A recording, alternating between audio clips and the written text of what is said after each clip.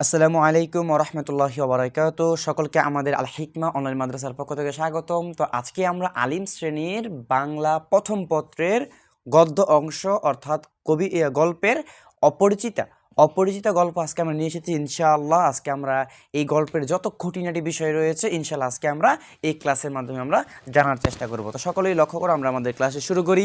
আমরা আজকে যেই টপিকটি নিয়ে আলোচনা করব, যে গল্পটি নিয়ে আমরা আলোচনা করব, তার নাম হচ্ছে অপরিচিতা। এই যে তার নাম হচ্ছে কি, তার নাম হচ্ছে অপরিচিতা। এই অপরিচিতা গল্প নিয়ে আমরা আলোচনা করবো ইনশাআল্লাহ। তো অপরিচিতা গল্পের লেখক হচ্ছে রবীন্দ্রনাথ ঠাকুর। ঠিক আছে, রবীন্দ্রনাথ ঠাকুর, এখান থেকে ইকার হবে। তো রবীন্দ্রনাথ ঠাকুর, তাড়াহুড়া লিখতে গিয়ে ভুল হয়ে গেছে। তো রবীন্দ্রনাথ ঠাকুর এই গল্পটি লিখেছে। তো আমরা যদি একটু অপরিচিতাকে একটু ব্যাখ্যা করতে যাই, তাহলে আমরা লিখতে পারি দন্ত ন, যোগ পরি যোগ চি যোগ ত যোগ আ। হ্যাঁ, এখন আপনি বলুন যে ভাইয়া এখানে তো অ দেওয়া, তাহলে অ থাকলে আমরা দন্ত ন কেন লিখলাম?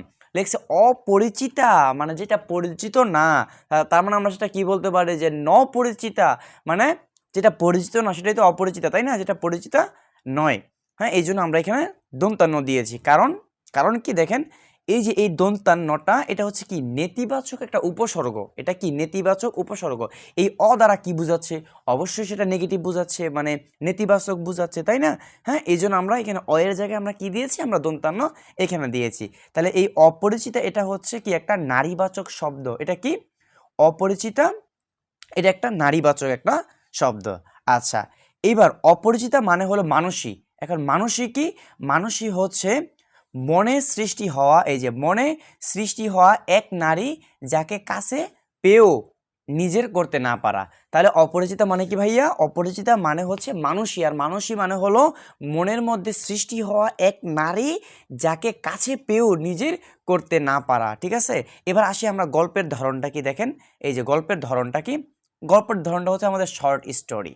গল্পের ধরনটা কি? গল্পের ধরনটা হচ্ছে আমাদের শর্ট স্টোরি, অর্থাৎ এরকমের যে শেষ হয়েও হইল না শেষ। ঠিক আছে, অপরিচিত গল্পে আমরা দেখেছি যে বিবাহ হবে, হ্যাঁ, এর মধ্যে বিবাহটা ভেঙে গেল, তাই না? বর কনের বাড়িতে চলে গেল, হ্যাঁ, বিবাহ হবে, এই মুহূর্তে কিন্তু আর বিবাহটা আর হয়নি। ঠিক আছে, তার মানে কি শেষ হয়ে, তারপর আমরা গল্পের মধ্যে যেটা দেখতে পারলাম যে গল্পের মধ্যে শেষ হয়েও হইল না শেষ। গল্পের ধরনটা হচ্ছে এরকমের। হ্যাঁ, ইনশাআল্লাহ সামনে যখন আমরা সম্পূর্ণ বইটা রিডিং পড়বো তখন ইনশাআল্লাহ আমরা ভালো বুঝতে পারবো। এবার দেখো যে গল্পটা কি শর্ট স্টোরি, মানে শেষ হয়েও হইল না শেষ, এরকম একটা গল্প।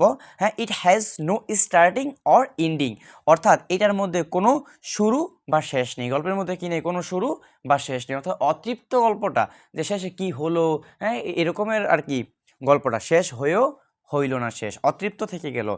ঠিক আছে, আচ্ছা, তাহলে উত্তম পুরুষে বর্ণিত গল্প, অর্থাৎ যে লিখেছে, হ্যাঁ, সে তার নিজের কথাই বলছে। ঠিক আছে, এটা হচ্ছে উত্তম পুরুষে বর্ণিত। উত্তম পুরুষে বর্ণিত মানে কি, যে আমার জীবনে কোনোটা ঘটনা সেটা আমি নিজেই লেখলাম। ঠিক আছে, নিজের ঘটনাটা নিজেই লেখা, এটা হচ্ছে উত্তম পুরুষে বর্ণিত একটা গল্প। তো লেখকের সাথে যেটা ঘটেছে তিনি সেটাই কি করেছেন, তিনি বলেছেন। ওকে, এবার দেখি আমরা গল্পের উৎসটা দেখি। আমরা এখানে যেভাবে লেখা আছে, হ্যাঁ, আপনারা এখান থেকে সহজে চাইলে কি করতে পারেন, এখান থেকে আপনারা সহজে চাইলে আপনার নোট করে এটাকে সুন্দর করে আপনারা কি করতে পারেন, রেখে দিতে পারেন। এবার দেখেন গল্পের উৎস। গল্পের উৎসটা কি? 1914 সালে প্রথম প্রকাশিত হয়, হ্যাঁ, সবুজ পত্র পত্রিকায়। তাহলে কোন পত্রিকায় প্রকাশিত হয়? সবুজ পত্র পত্রিকায় প্রকাশিত হয়। কত সালে প্রকাশিত হয়? হ্যাঁ, কত সালে প্রকাশিত হয়? 1914 সালে। 1914 সালে, হ্যাঁ, কোন পত্রিকায়? সবুজ পত্র পত্রিকায় প্রথম প্রকাশিত হয়। ঠিক আছে, ওকে। তাহলে এটা কি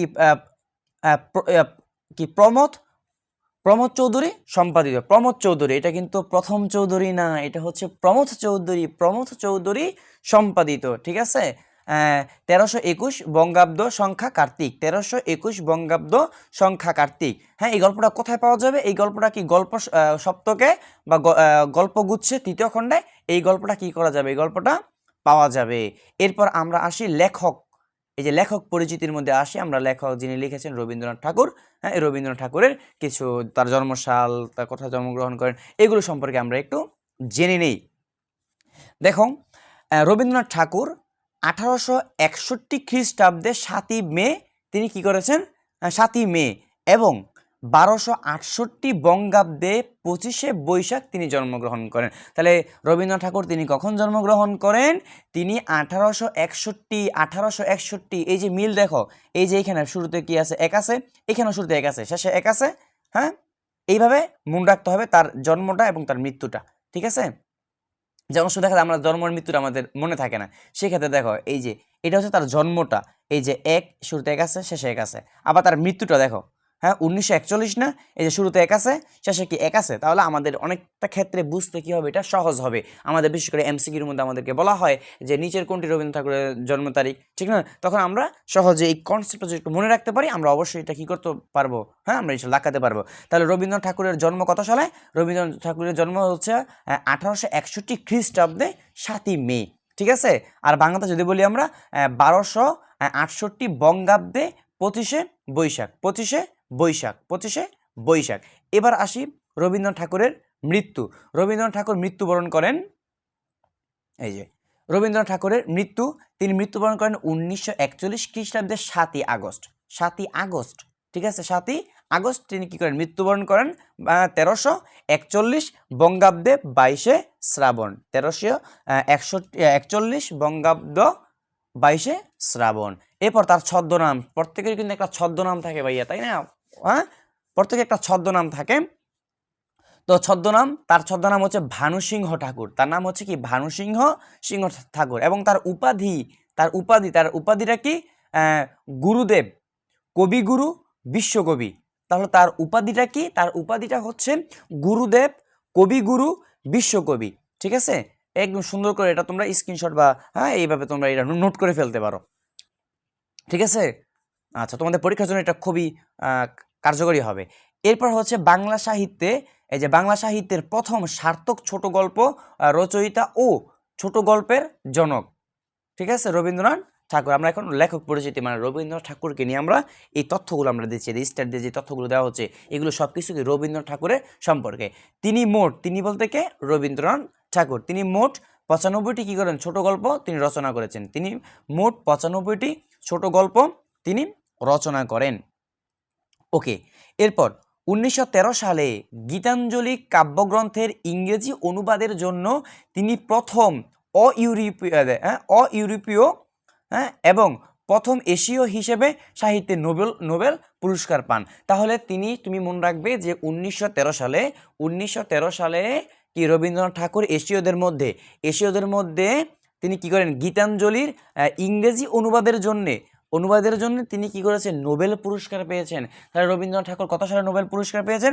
রবীন্দ্রনাথ ঠাকুর 1913 সালে তিনি নোবেল পুরস্কার পেয়েছেন। কিসের জন্য পেয়েছেন? এই যে গীতাঞ্জলি কাব্যের জন্য। গীতাঞ্জলি এটার ইংরেজি অনুবাদ তিনি করেছিলেন। কিসের মধ্যে? প্রথম এশীয়দের মধ্যে প্রথম, এশীয় হিসেবে প্রথম এশীয় হিসেবে তিনি কি করেছিলেন? তিনি নোবেল বিজয়ী হয়েছিলেন, নোবেল পুরস্কার তিনি পেয়েছিলেন। 8 বছর বয়সে তিনি প্রথম কবিতা লেখা শুরু করেন। তাহলে কত বছর বয়সে রবীন্দ্রনাথ ঠাকুর কবিতা লেখা তিনি শুরু করেন? রবীন্দ্রনাথ ঠাকুর 8 বছর বয়সে। দেখো আমাদের বয়স 16, 17, 20 কি 26 হয়ে গিয়েছে, এরপর আমরা একটা কবিতা লিখতে পারি না, দুইটা লাইন আমরা মিলাতে পারি না, তাই না? আর তিনি 8 বছর বয়স থেকে তিনি কি করেছেন? কবিতা লেখা তিনি শুরু করে দিয়েছেন। এরপরে প্রথম প্রকাশিত রচনা, এই যে অভিলাষ কবিতা, অভিলাষ কবিতা তত্ত্বাবধানী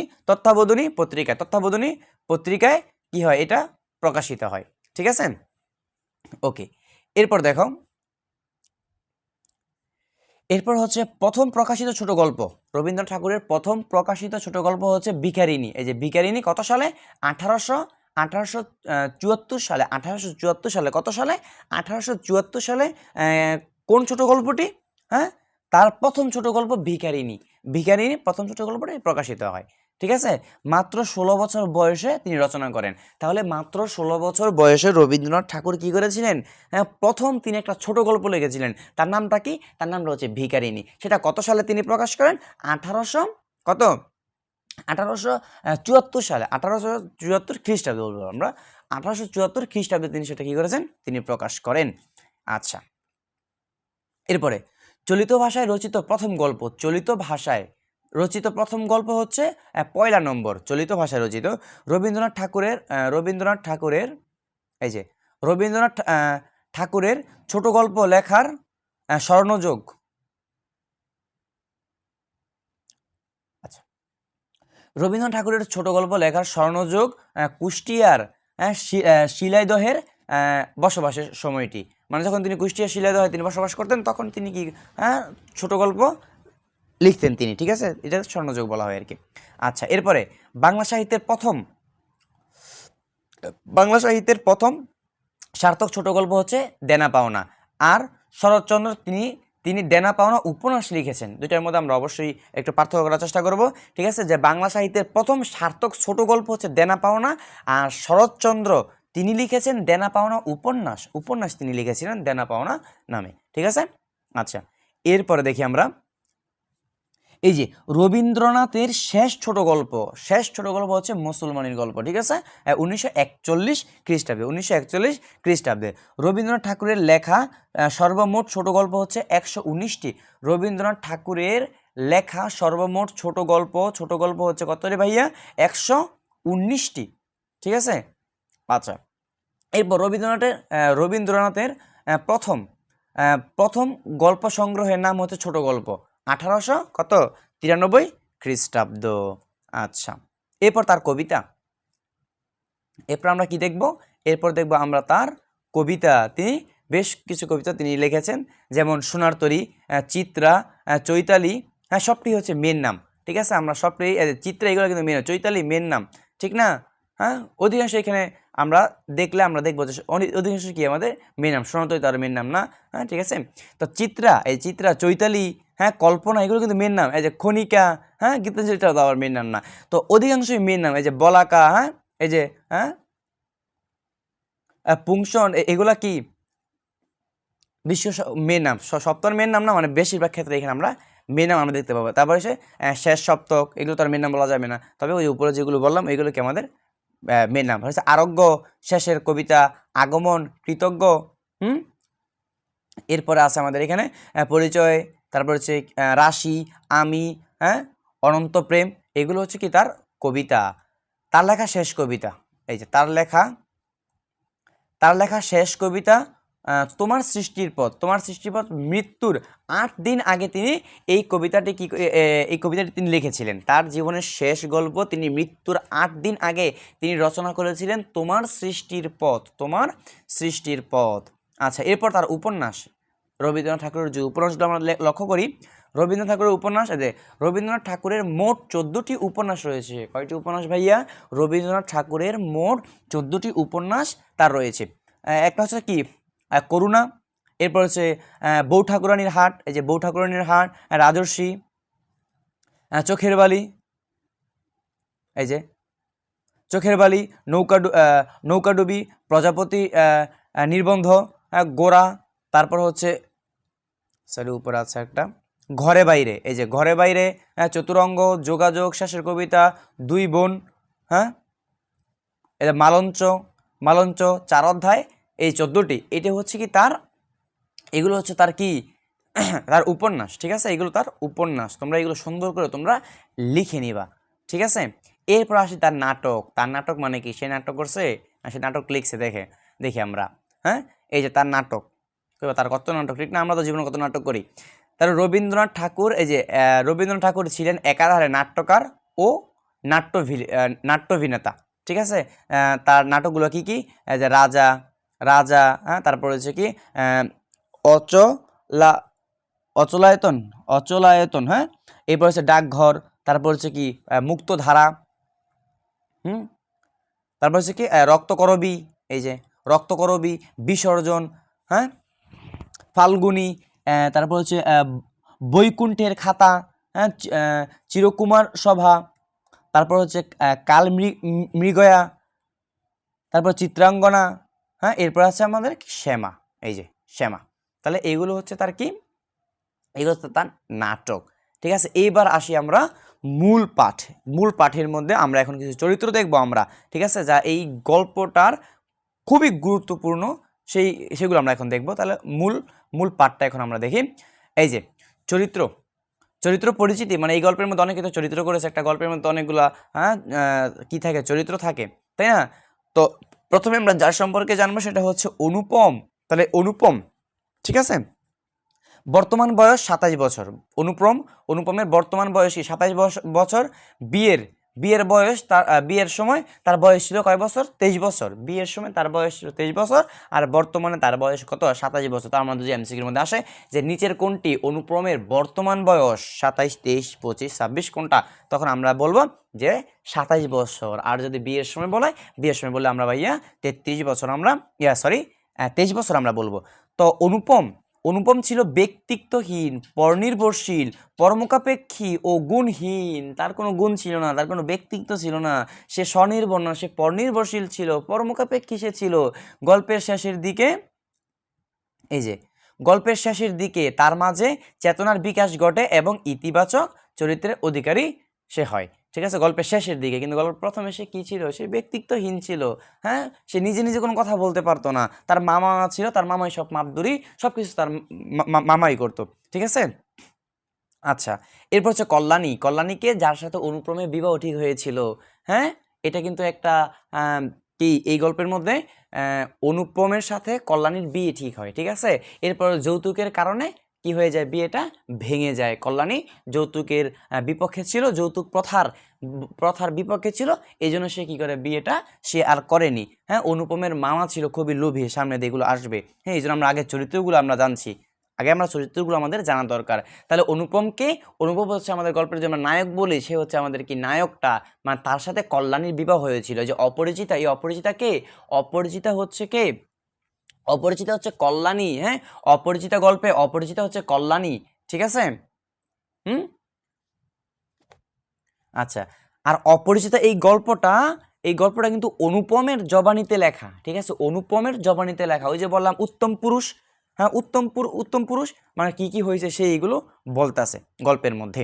আচ্ছা, তাহলে এই এই কল্যাণীটাকে আমরা নায়িকাকে বলতে পারি, আমাদের গল্পের নায়িকা। আর অনুপম হচ্ছে আমাদের এই গল্পের নায়ক। তাহলে অনুপমের সাথে কল্যাণীর বিবাহ ঠিক হয়েছিল। ঠিক আছে, এবং যৌতুক প্রথার জন্যে অনুপমের মামা ছিল, সে ছিল খুবই লোভী।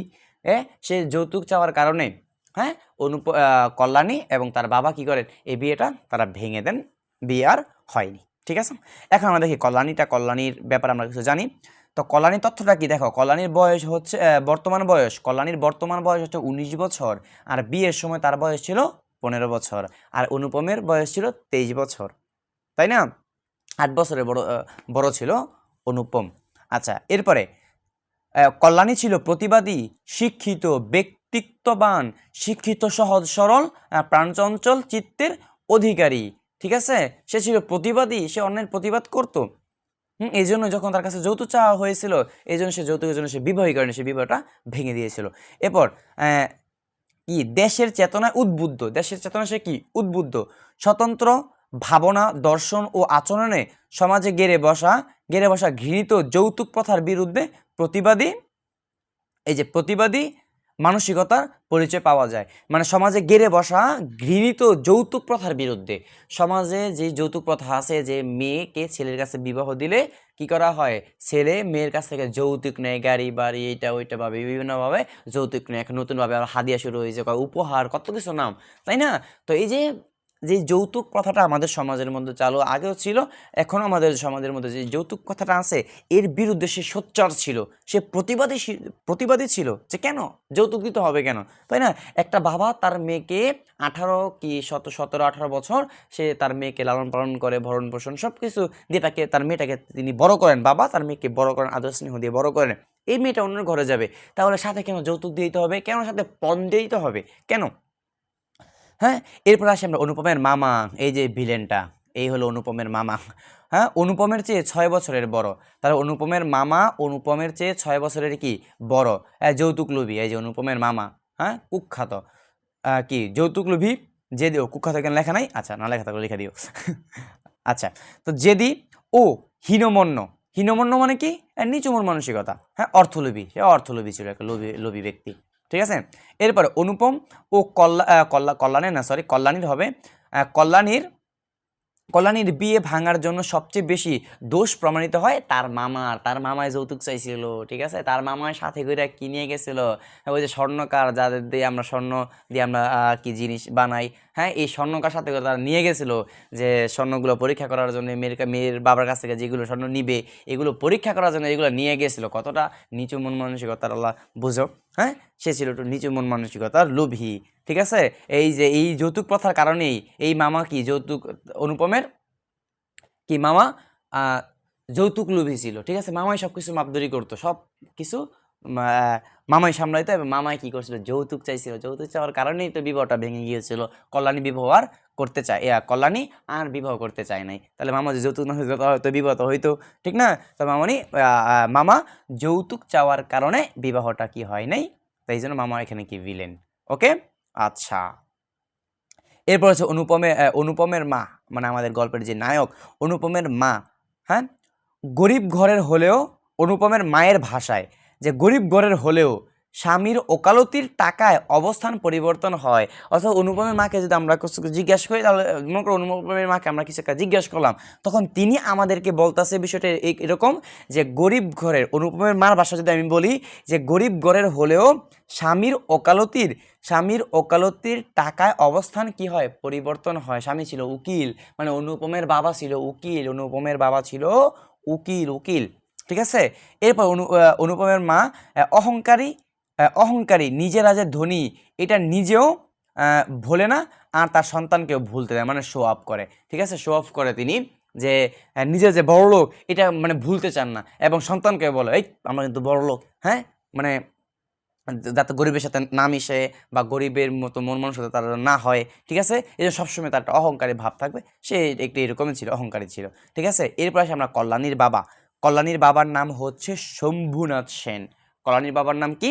কল্যাণীর বাবার নাম হচ্ছে শম্ভুনাথ সেন, তিনি পেশায় একজন ডাক্তার, ঠিক আছে। তাহলে কল্যাণীর বাবা হচ্ছে পেশায় ডাক্তার, এবং আমাদের গল্পের যে নায়ক অনুপম, তার বাবা হচ্ছে পেশায় কি, উকিল, পেশায় উকিল। আচ্ছা, বয়স 40 এর এপার ওপার, মানে শম্ভুনাথ সেনের, মানে কল্যাণীর বাবা শম্ভুনাথ সেনের বয়স 40-এর এপার ওপার। আচ্ছা, অত্যন্ত শান্ত প্রকৃতির ও ধীরচেতা মানুষ, শান্ত প্রকৃতির একজন মানুষ, ঠিক আছে। ওকে, এরপর আসি অনুপমের বন্ধুর নাম কি? অনুপমের বন্ধুর নাম হচ্ছে হরিশ।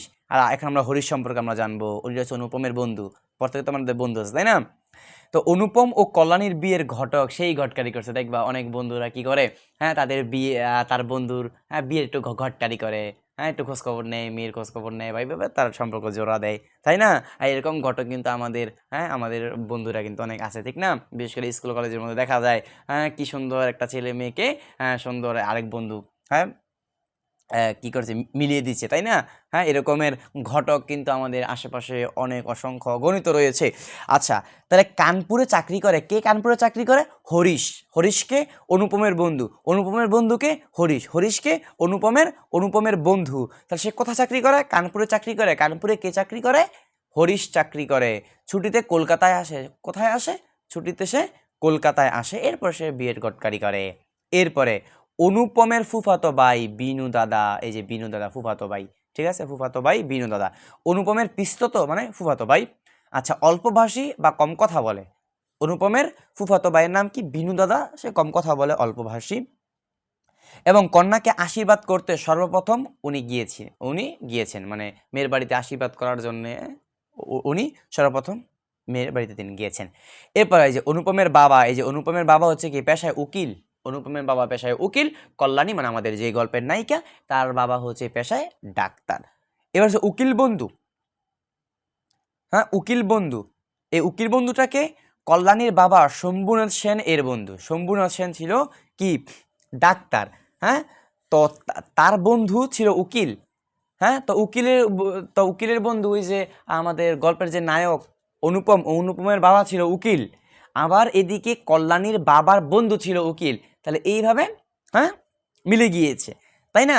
তাহলে এই যে উকিল বন্ধুটাকে কল্যাণীর বাবা মানে শম্ভুনাথ সেনের বন্ধু হলো এই যে উকিল। আচ্ছা, 2, গায়ের রং কালো ও মোটা। কেডা মোটা? ওই যে শম্ভুনাথ সেনের বন্ধু, মানে উকিল বন্ধুটা, পেশায় একজন উকিল, এটা তো বললামই। ঠিক আছে, এরপরে গুরুত্বপূর্ণ কিছু তথ্য দেখো, গুরুত্বপূর্ণ এই গল্পের আমাদের গুরুত্বপূর্ণ কিছু তথ্য অবশ্যই এটা আমাদেরকে মনে রাখতে হবে। গল্পের গুরুত্বপূর্ণ কিছু তথ্য তা হচ্ছে ট্রেনে ট্রেনে কল্যাণীকে দেখে অনুপম অনুমান করে তার বয়স 16 কি 17। ঠিক আছে, ট্রেনে কল্যাণীকে দেখে অনুপম অনুমান করে তার বয়স 16 কি 17, মানে কল্যাণীর বয়স। ঠিক আছে, আচ্ছা এরপর দেখো, এই যে রেলে কল্যাণীর সাথে, মানে রেল স্টেশনে কল্যাণীর সাথে মেয়ে ছিল 2-3 জন, কল্যাণীর সাথে মেয়ে ছিল 2-3 জন। বিয়ের সময় বর কনের বয়সের ব্যবধান ছিল 8 বছর, 8 বছর। হ্যাঁ, যখন বিয়ের সময় অনুপমের বয়স ছিল 23 বছর, অনুপমের বয়স ছিল 23 বছর, এবং ইয়ার বয়স ছিল আমাদের কত, 19 বছর না নাকি? হ্যাঁ 19 বছর তো দেখছিলাম নাকি। কল্যাণী কল্যাণী কল্যাণী সরি 15 বছর, 15 বছর, বর্তমান বয়স ছিল 19 বছর, আর তার বিয়ের সময় বয়স ছিল কত, 15 বছর তার বয়স ছিল। তাহলে তাদের দুইজনের বিবাহের ব্যবধান কত ছিল, মানে বয়সের ব্যবধান ছিল 8 বছর। এই যে 8 বছর ছিল। মামার বর্তমান বয়স 33 বছর, মামার বর্তমান বয়স 33 বছর। এরপর শম্ভুনাথ অনুপমকে দেখে বিয়ের 3 দিন পূর্বে, মানে বিয়ের 3 দিন পূর্বে শম্ভুনাথ তার জামাই অনুপমকে দেখে, কিন্তু জামাইটারও হইতে পারলো না। আহা আফসোস আফসোস। হ্যাঁ, দশমেও আমরা কত গল্প দেখেছি বিচ্ছেদ, ঠিক তেমনি একাদশের মধ্যেও। আচ্ছা, এরপর গল্পের শীর্ষ মুহূর্ত, শম্ভুনাথ সেনের কন্যা সম্প্রদানে অসম্মতি। মানে গল্পের সবচেয়ে হাইলাইট যে বিষয় সেটা হচ্ছে শম্ভুনাথ সেন কল্যাণীকে কি করেন নাই, হ্যাঁ কল্যাণীকে অনুপমের কাছে বিবাহিতে সে কি করে, অসম্মতি জানায়। ঠিক আছে, এরপর দেখো এই গল্পের কিছু গুরুত্বপূর্ণ জিনিস, কিছু ফুলের নাম, গল্পের কিছু ফুলের নাম, এই গল্পের মধ্যে কিছু ফুলের নাম আছে, সেগুলো কি, যেমন শিমুল, বকুল, পদ্ম, রজনীগন্ধা। ঠিক আছে, এরপরে আছে আমাদের ফলের নাম এই গল্পের মধ্যে, অপরিচিত গল্পের মধ্যে, যে মাকাল ফল, মাকাল, হ্যাঁ ফলের কোনো স্বাদ নাই, মাকাল ফল।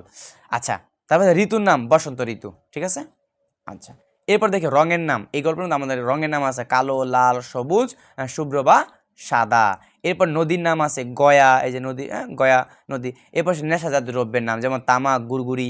ঠিক আছে, আচ্ছা এরপর দেখো জীবজন্তুর নাম আছে, যে মত্ত হস্তি, তারপর সাপ, ভ্রমর, মকব, হ্যাঁ রাজহিংস, এইগুলো। এরপর আছে যানবাহনের নাম, রেলগাড়িতে গিয়েছিল তারা, তাই না? আচ্ছা, এরপর দেবদেবীর নাম আছে, অন্নপূর্ণা, অন্নপূর্ণা, তারপর আছে আমাদের প্রজাপতি, গজানন, লক্ষ্মী, কার্তিক, সরস্বতী, এই যে কার্তিক, সরস্বতী। স্থানের নাম কি আছে, বাংলাদেশ, কুন্টানগর, কানপুর, কলকাতা, এই নামগুলো আমাদের আছে। তারপর আছে আন্দামান, এই যে আন্দামান দ্বীপ, হাবড়ার পুল, এই নামগুলো আমাদের আছে। তো আমরা এই গল্পের সবচেয়ে গুরুত্বপূর্ণ যেই টপিকগুলো আমরা সেইগুলো আপনাদের সবাইকে আমরা দেখিয়ে দিলাম। আপনারা চাইলে এগুলো স্ক্রিনশট দিয়ে রাখতে পারেন। ঠিক আছে, অথবা আপনারা সুন্দর করে এগুলো একটু নোট করে নেবেন। ঠিক আছে, তাহলে আপনাদের জন্য খুবই সহজ হয়ে যাবে। অনেকের আপনাদের বই নাই, তাই না? সেক্ষেত্রে আপনারা এইখান থেকে পড়লে আপনারা ইনশাল্লাহ এমসিকিউ আপনারা কমন পাবেন, আপনারা ক কমন পাবেন, খ আপনাদের ইনশাল্লাহ কমন আসবে। এবং এখন আপনি বলবেন যে ভাই তাহলে কি আমাদের গুরুত্বপূর্ণ কোনো লাইন নাই কবিতার মধ্যে? হ্যাঁ অবশ্যই আছে, সেগুলো আমরা সামনে আপনাদেরকে দেখাবো। আগে আপনাদেরকে যেইটুকু দিলাম এইটুকু আপনারা একটু মুখস্থ করে নেন, এইটুকু আপনি একটু চর্চা করেন, ইনশাল্লাহ সামনে আমরা আপনাদের জন্য আরও সুন্দর কিছু নিয়ে আসবো। তো এইগুলো আপনারা একটু চর্চা করতে থাকেন, সামনে আমরা আর সুন্দর ক্লাস আপনাদের জন্য নিয়ে আসবো। চ্যানেলটি সাবস্ক্রাইব করে রাখবেন এবং আপনাদের বন্ধুদের মাঝে আপনারা শেয়ার করে রাখবেন। অবশ্যই যে কোনো প্রশ্ন আপনারা করতে পারেন ইনবক্সে, কিংবা যোগাযোগ করতে পারেন এই নাম্বারে হোয়াটসঅ্যাপ কিংবা ইমুতে 01819275649, এই নাম্বারে হোয়াটসঅ্যাপ কিংবা ইমু কিংবা লোকাল আপনারা যে কোনো সমস্যার জন্য আপনারা যোগাযোগ করতে পারেন। আমাদের ফেসবুক পেজের নাম হচ্ছে আল হিকমা অনলাইন মাদ্রাসা, আমাদের ইউটিউব চ্যানেলের নাম হচ্ছে আল হিকমা অনলাইন মাদ্রাসা। অবশ্যই চ্যানেলটি সাবস্ক্রাইব করবেন, বন্ধুদের মধ্যে শেয়ার করবেন, এবং আমরা আলিম দাখিল সকল শ্রেণীর ভিডিও আমরা করে থাকি। সকলে ভালো থাকবেন, সুস্থ থাকবেন। আসসালামু আলাইকুম ওয়া রাহমাতুল্লাহ।